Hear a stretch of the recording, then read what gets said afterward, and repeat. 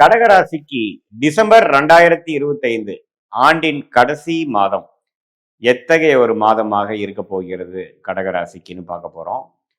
Scientific வேதிக் astrology முறையில் எந்த விதத்திலும் மிகைப்படுத்தாமல் பரிகாரங்கள் அது மாதிரி விஷயத்துக்குள்ள அந்த மூட நம்பிக்கைக்குள்ள விஷயத்துக்கெல்லாம் போகாமல் அறிவியல் சார்ந்த முறையில் உங்களுடைய கர்மா இப்போ இருக்கக்கூடிய கிரகத்தின் பயிற்சி கிரகத்தின் சஞ்சாரங்கள் பொறுத்து எந்த ஒரு தாக்கத்தை ஆண்டு கிரகமாக இருந்தாலும் சரி மாத கிரகமாக இருந்தாலும் சரி எந்த ஒரு தாக்கத்தை உங்களுடைய ராசிக்கு கடகராசிக்கு கொடுக்க போகிறதுங்கிறத துல்லியமா நம்ம அப்படியே பார்க்க போறோம். கடகராசிக்காரர்கள்லாம் 2023 24 25 ஏப்ரல் மாதம் வரைக்கும் அஸ்தம சனி தாக்கத்தினால பல பிரச்சனைகளுக்கு ஆளானார்கள்ங்கிறது தான் உண்மை.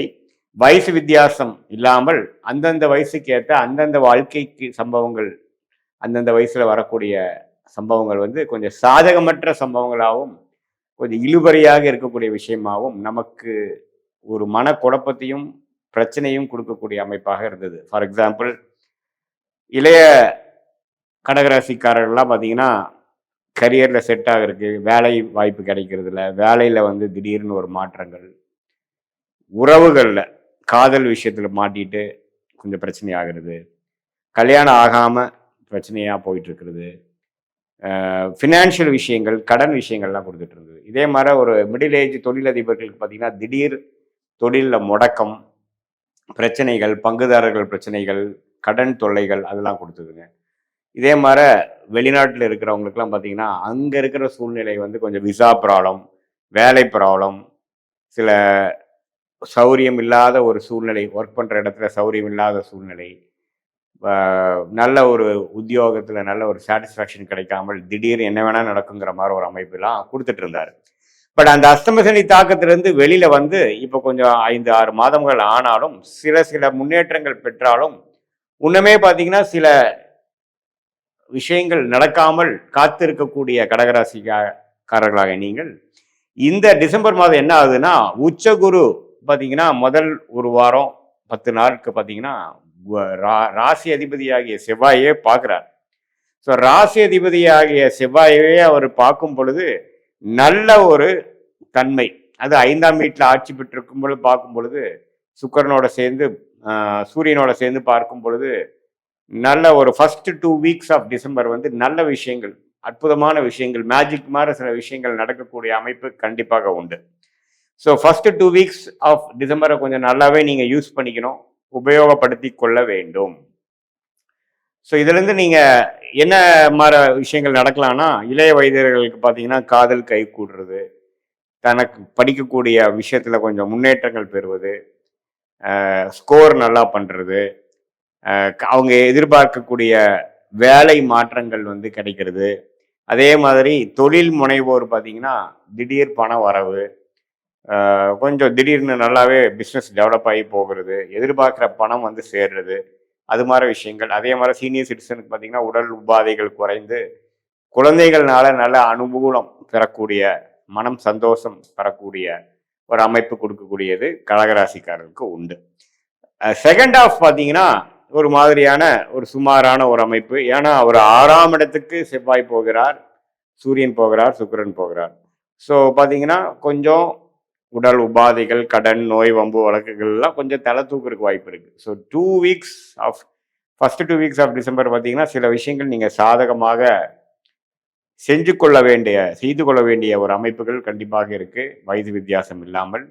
ஏன்னா செவ்வாய், சுக்கிரன், சூரியன் 5ஆம் இடத்துக்கு வந்து உச்சகுருவின் பார்வை பெறுகிறார். புதன் நட்பு வீட்டில் 4ஆம் இடத்துல இருக்கும் பொழுது நல்ல படிப்பு விஷயங்கள், டாக்குமெண்ட்ஸ் விஷயங்கள், டெக்னிக்கல் விஷயங்கள், அது மாதிரி துறையில் இருக்கிறவங்களுக்குலாம் நல்ல ஒரு முன்னேற்றங்கள் வரக்கூடிய அமைப்பு. மீடியா துறையில் இருக்கிறவங்களுக்கு நல்ல முன்னேற்றம், ரியல் எஸ்டேட் அது மாதிரி விஷயத்தில் இருக்கிறவங்களுக்கு அற்புதமான முன்னேற்றங்கள் நிறைந்த ஒரு அமைப்பு கண்டிப்பாக உண்டு.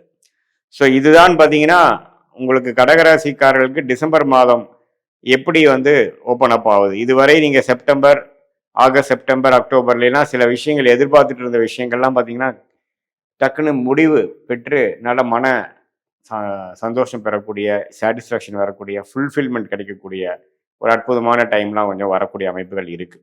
ஏன்னா அஷ்டம சனிகள் முடிந்தாலும் பார்த்தீங்கன்னா 12ஆம் இடத்துலேருந்து குரு வந்து 6ஆம் இடத்துலேருந்து கடன், பிரச்சனை, உடல் உபாதைகள், ஃபினான்ஷியல் விஷயத்துல வந்து ஒண்ணுமே தோய்வா இருக்கிறது, குடுக்கல் வாங்கல பிரச்சனை, இது மாதிரிலாம் நிறைய பிரச்சனைகள் போய்கொண்டு இருக்கக்கூடிய கடகராசிக்காரர்களுக்கு சில விஷயங்கள் வந்து சால்வ் ஆகக்கூடிய அமைப்பாக நாம இந்த மாசம் குறிப்பா சொல்றதுனால ஃபர்ஸ்ட் ஆஃப் வந்து நாம எடுத்துக்கலாம்.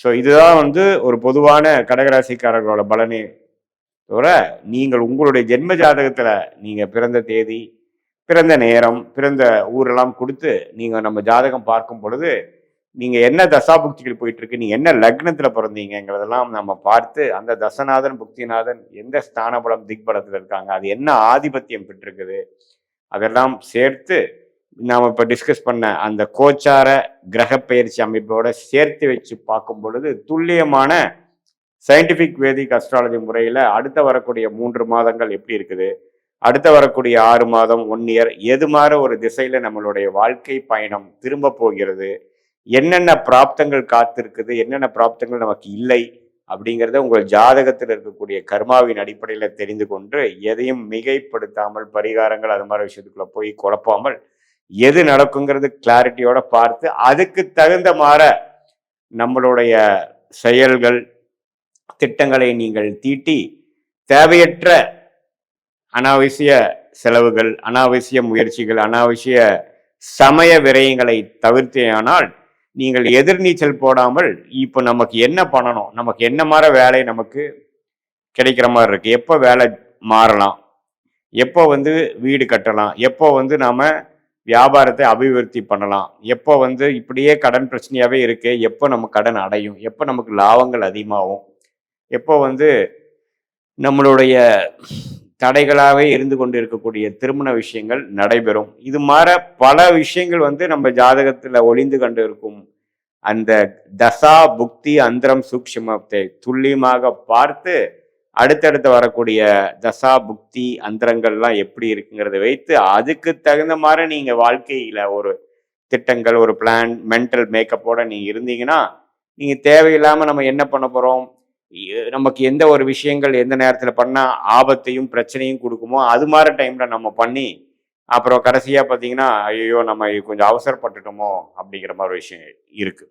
எப்போவே நல்ல டைம் போயிட்டு இருக்கும் பொழுது நம்ம வேகமாக எது செய்தாலும் நல்லபடியாக நடக்கும். ஒரு மாதிரி சுமாரான டைம் போகும்பொழுது பொறுத்திருந்து நாம் செயல்பட்டாதான் ஜெயிக்க முடியும். ஸோ அது என்ன மாதிரி டைம் நம்ம போயிட்டு இருக்கு, என்ன மாதிரி பிராப்தங்கள் நமக்கு இருக்குதுங்கிறது சயின்டிஃபிக் வேதிக் அஸ்ட்ராலஜி முறையில் பார்த்து அதுல நாம வந்து தெளிவு பெற்றுமையானால் நல்ல எளிதில் நம்ம வாழ்க்கையில வெற்றி பெற முடியும் என்று சொல்ல விரும்புகிறேன். மீண்டும் மற்றொரு காணொலியில் சந்திக்கிறோம். நன்றி, வணக்கம்.